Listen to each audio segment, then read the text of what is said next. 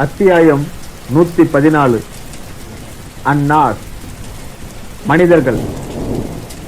இந்த அத்தியாயத்தின் முதல் வசனத்தில் அன்னாஸ் என்ற சொல் இடம் பெற்றிருப்பதால் அதுவே இந்த அத்தியாயத்தின் பெயராக ஆனது.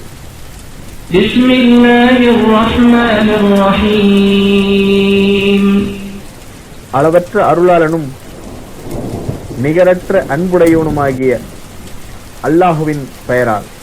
قُلْ أَعُوذُ بِرَبِّ النَّاسِ مَلِكِ النَّاسِ إِلَٰهِ النَّاسِ مِن شَرِّ الْوَسْوَاسِ الْخَنَّاسِ.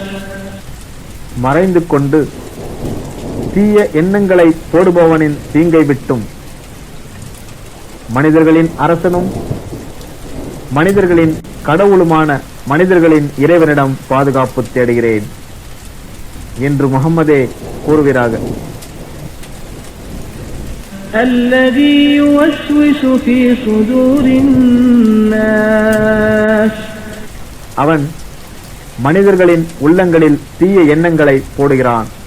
من الجنة والناس. ஜின்களிலும் மனிதர்களிலும் இத்தகையோர் உள்ளனர்.